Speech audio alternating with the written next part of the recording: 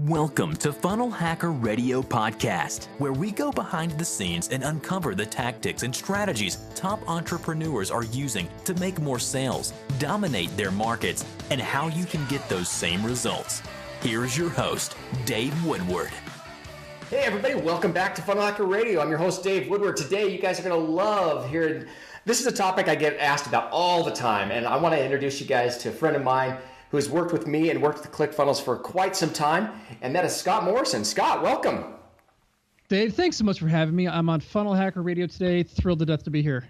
I am so excited about all this kind of stuff. It's one of those things I get asked about all the time. Obviously, since I run all the business development stuff for ClickFunnels, people are always asking me, so how are you guys building your company? How do partnerships work?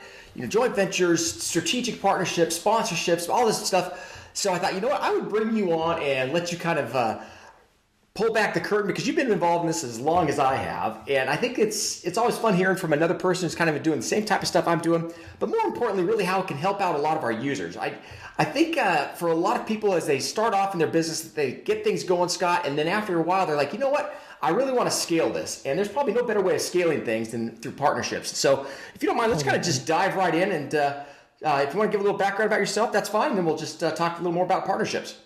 Yeah, I love that. And I'll say in the onset too, if anybody wants to look at how to use strategic partnerships and joint ventures to grow your business, look at ClickFunnels. You guys have done an amazing job of working with the who's who of the world and a bunch of people that most of our listeners probably don't know about. So this is great. Just briefly, kind of how I got into this. I worked back for Infusionsoft from 2007, 2011, back when everybody there knew everybody and they were really innovative and do a bunch of stuff. And when I left, they contracted me back to do event sponsorship sales for their events. And I did that for InfusionCon, and that grew to Traffic and Conversion Summit and GKIC events back in their heyday, and Sang and a bunch of other events. And that slowly morphed into strategic partnerships, which is what I've always loved best. I could do a one-off sale. I could jump on a phone and close somebody. But I always felt like there's more to it than that. I would love to understand better, what does a business need? Where are they looking to go? And is there a way I can connect them to that opportunity? Outside of working, if you will, this is going to sound funny, but one of my favorite things I love to do is to make a recommendation or make an introduction or connect somebody to something they want to do. I live in Orlando. Please ask me what my favorite restaurants are, somebody, because I'd be happy to tell you. For whatever reason, it's fun for me to do that. So I, somehow figured out, well, how can I make a little business doing that? And been doing it for a number of years now and absolutely love it, and think it's really one of the best ways for businesses to be growing is through partnerships. I love it. Scott, one of the things that's been so much fun as far as working with you is you came into this, approached me, months and months ago about, helping us out. And we've looked at different ways we could do that. And I think the thing I hope everyone understands is that when you're looking at forming partnerships, the relationship is by far the most important thing. And relationships, they just don't come they're just not overnight. And I think that's what I've loved the most about you, Scott, is you have been so diligent and so patient with us as far as, working different deals for us, helping us pull together stuff. You've helped me a ton with people we've had on the podcast. And I think if you don't mind, let's kind of just dive right into how do you actually really build relationships that last much longer than just a quick buck, but most importantly, that actually can really get some long-term revenue as well as return on investment out of it without going into it thinking, what's in it for me? Yeah. Well, I think you got to have a big picture view of that. ClickFunnels for me is a natural company to work with because I've been in digital marketing for a while. There's a lot of interest there.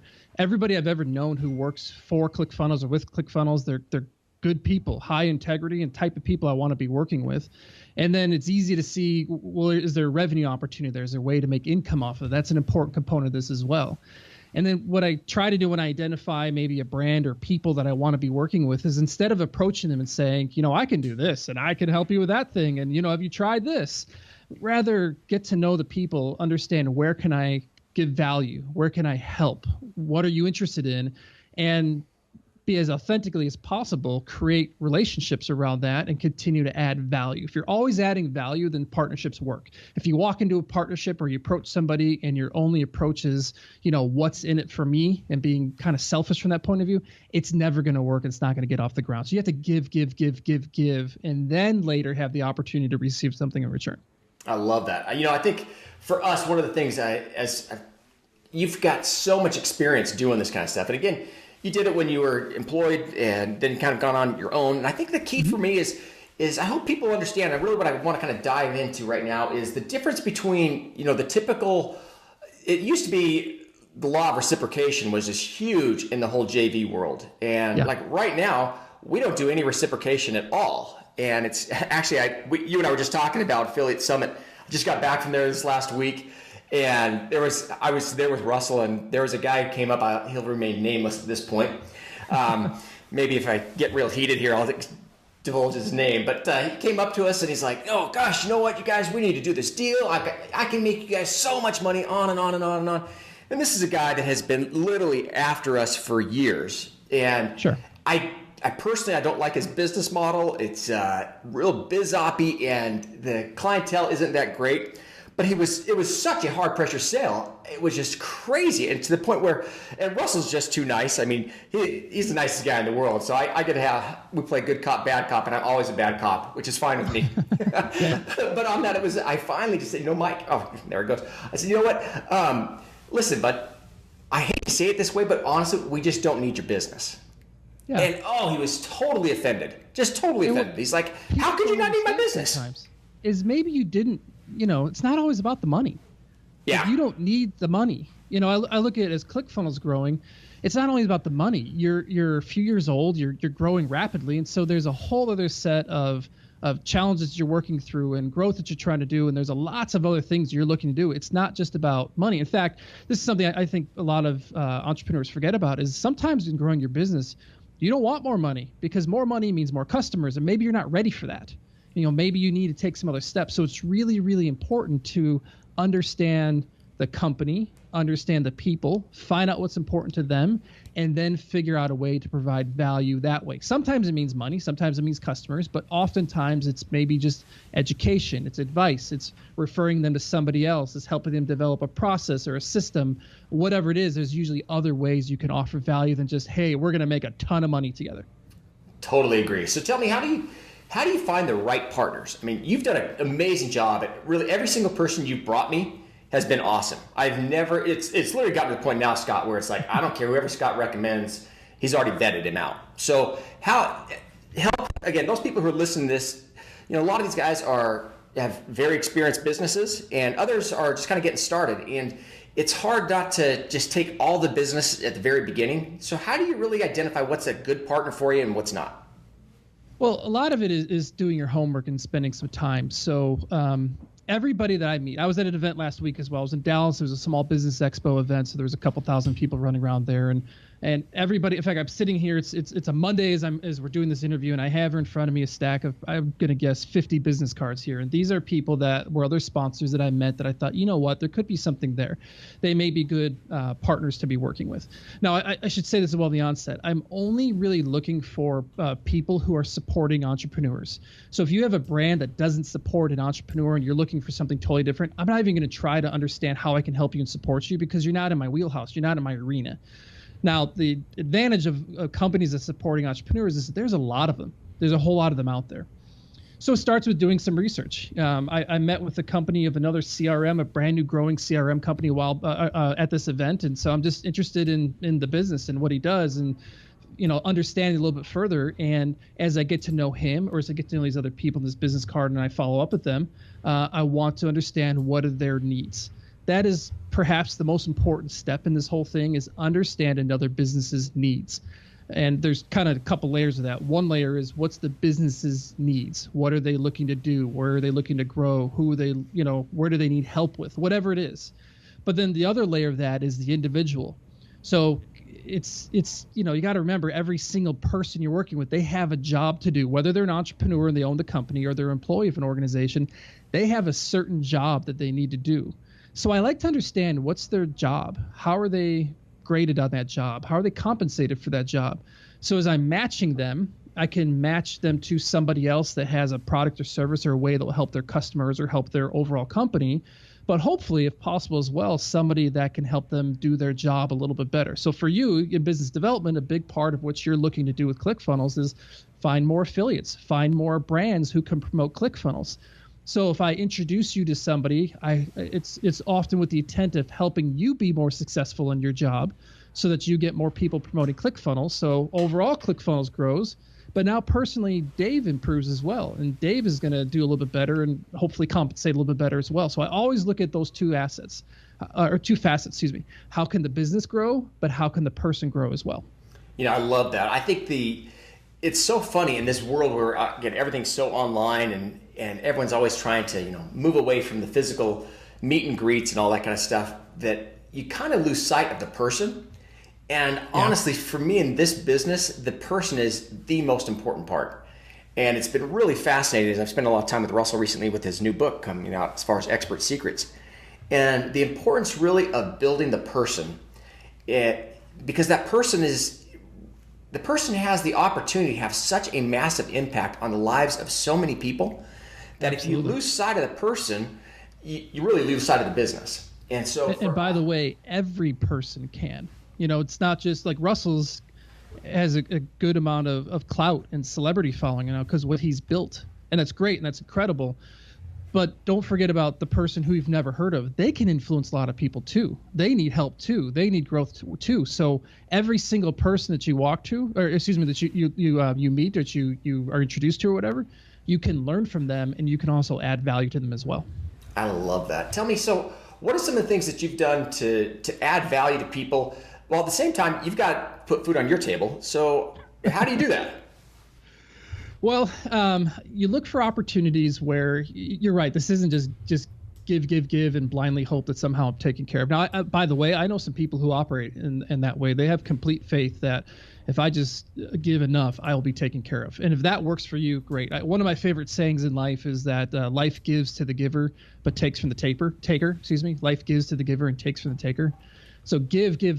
And if you have enough faith that somehow you're going to be taken care of for that, great, go for that. Other ways is, affiliate programs are tremendous to be working with. Where is an organization that if you refer business to them, you get a percentage of the transaction? One of my largest clients I'm working with right now, all I'm doing is building strategic partnerships for them. And there's more to it than just an introduction. I'll actually negotiate what the partnership does. So, company A is going to promote company B in these different ways, and the company B will promote company A in these different ways.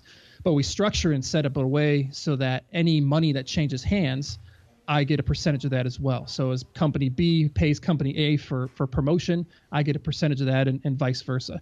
So all this comes back to relationship building and trust as well.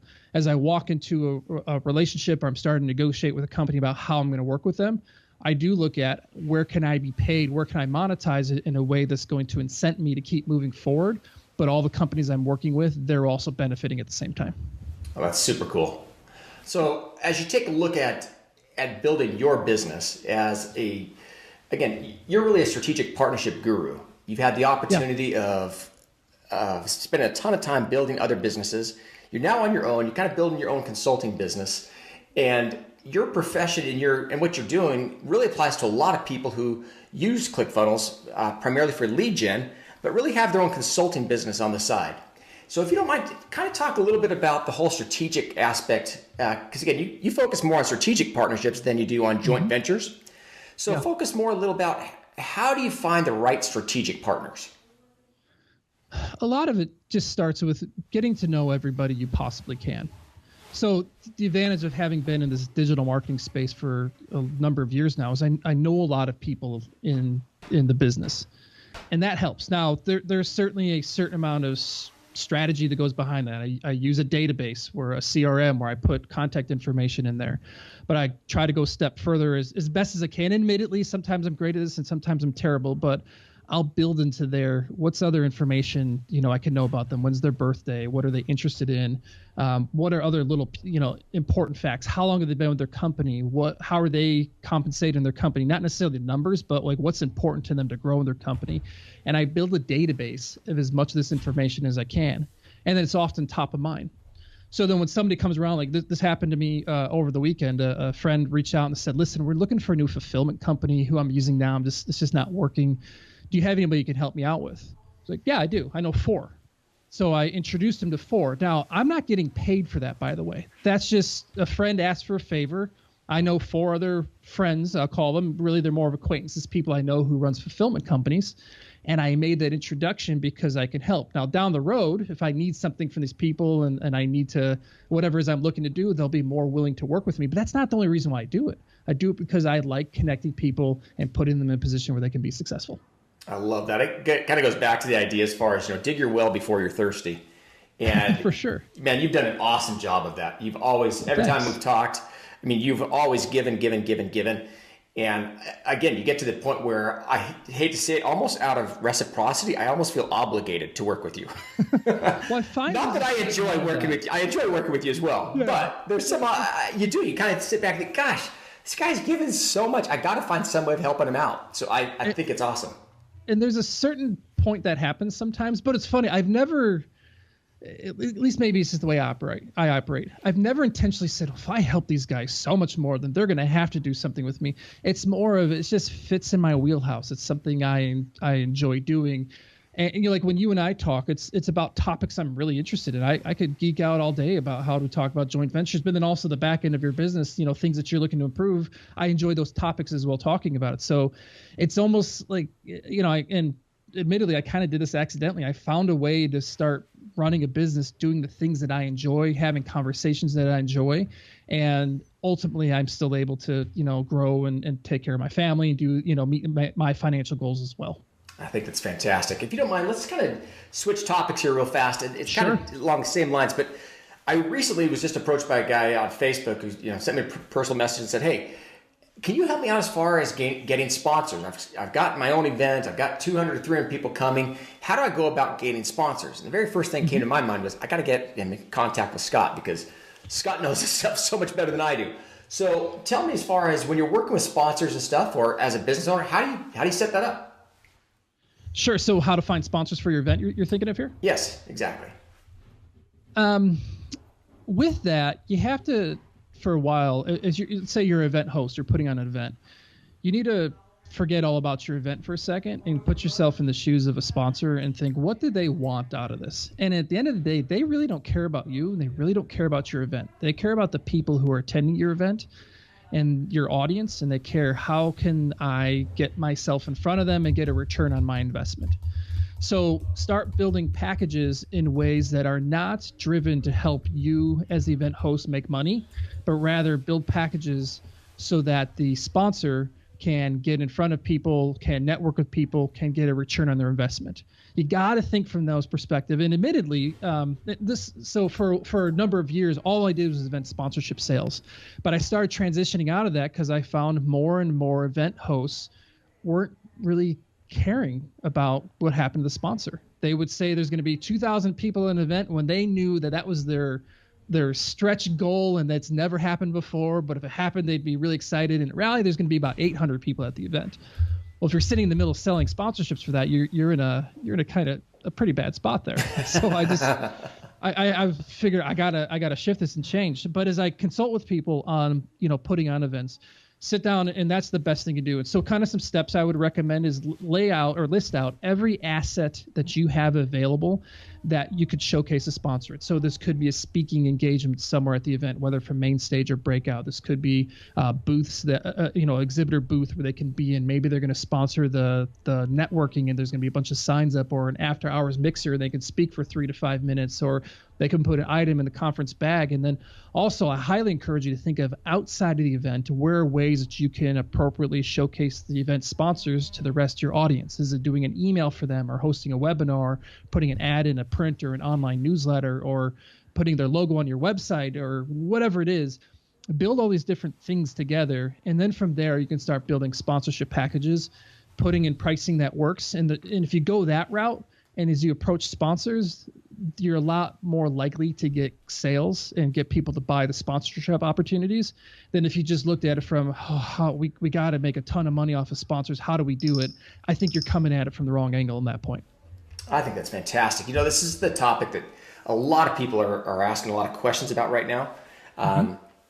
Because you and I had this conversation not too long ago with regard to the return on investment that a sponsor is looking for and how to actually get that. Because the day of, just say, contact a company that throw you 5 figures to do a sponsorship, that's getting tougher and tougher to to get. I actually was listening talking to ClickBank just the other day. They've sponsored so many things for so many years. Oh yeah. We've got an amazing relationship with ClickBank and have for literally decades. And yet at the same time, with their new CEO and their new board and stuff, that's one of the things they were, really kind of concerned about. And this is one of the things, there'll be a sponsor at our Funnel Hacking Live event. But it was one of the issues that they were concerned about is, how do we track return on investment? So since you've worked with both, what are some of the things that you find sponsors are looking for to really track their return? Well, I find, some loose numbers, if you will. Often, most sponsors will want a 3 to 5 return investment on their money. So if they spend $10,000, they're going to want to make $30,000 to $50,000 directly at the event, something along those lines. Now it can vary by sponsor and so forth.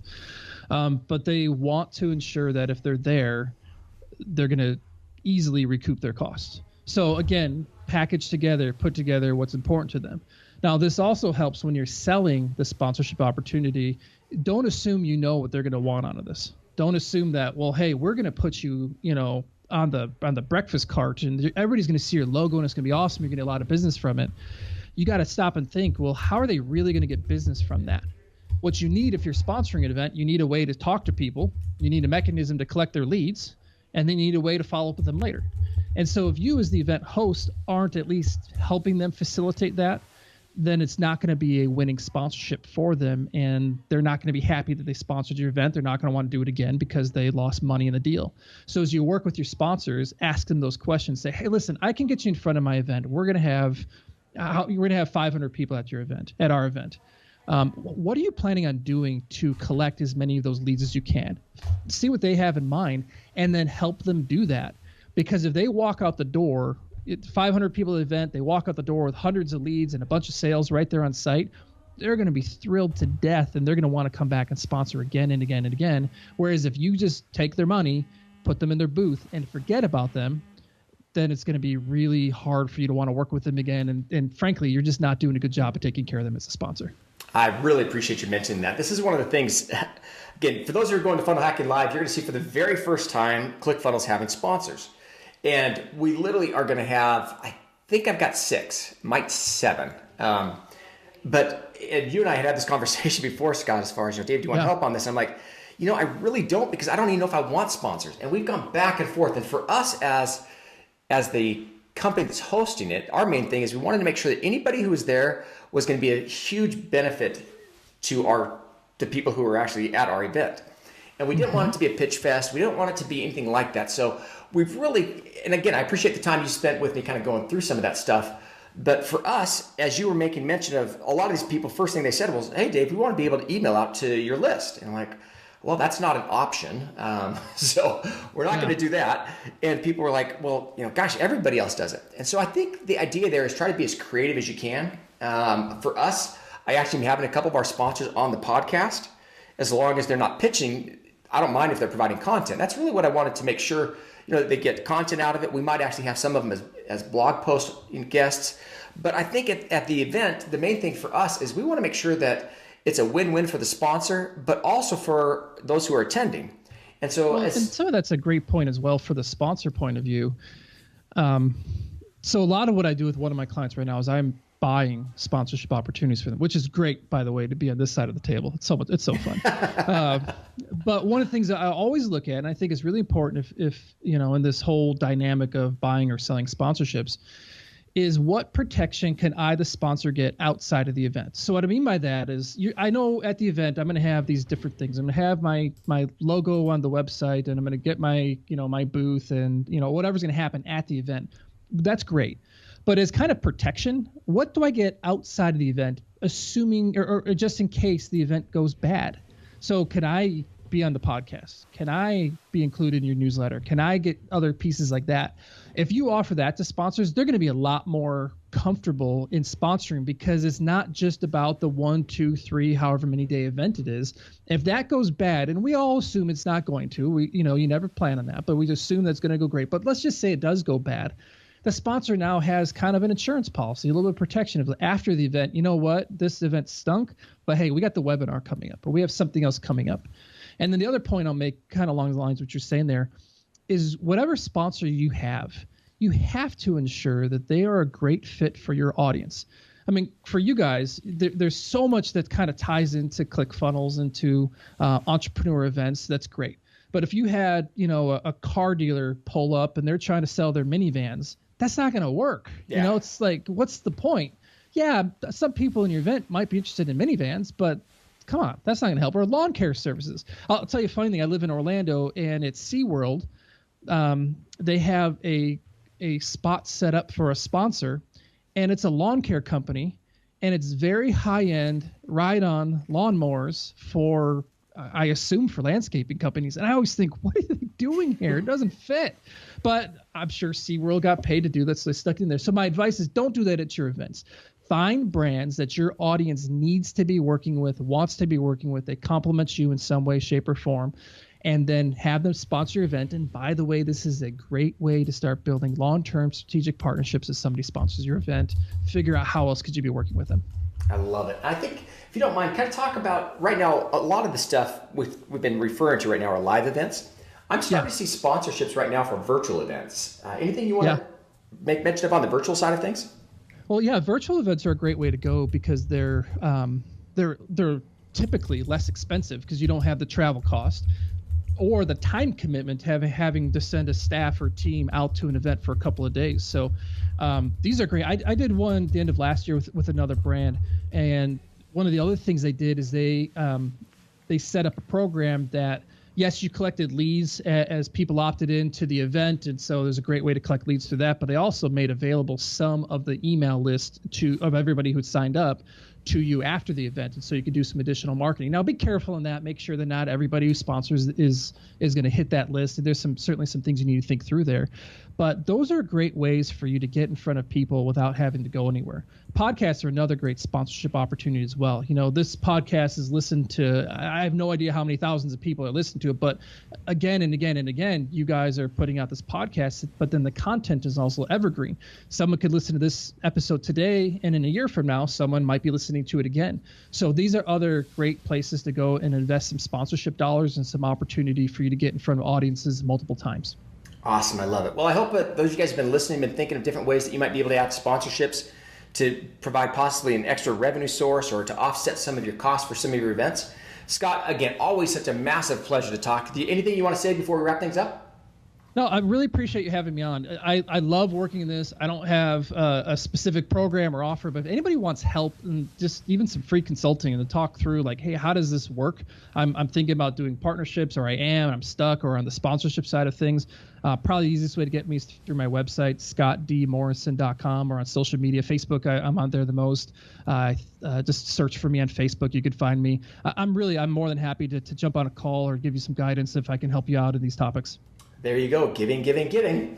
I appreciate it a ton. So again, it's Scott, 2 T's. So SCOTTD and then MO 2 R's ISON. So scottdmorrison.com. Scott, thanks so much, bud. Love having you on the call. Thanks a lot, bud. Take care.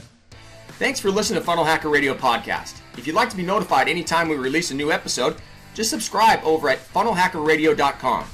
In addition to that, we'd love to send you a free gift. You can find that free gift at funnelhackerradio.com/free trial. One last thing is we love giving away cars. So if you'd like access to a free dream car, all you have to do is go to funnelhackerradio.com/dream car and you'll get all the details. Thanks again for listening.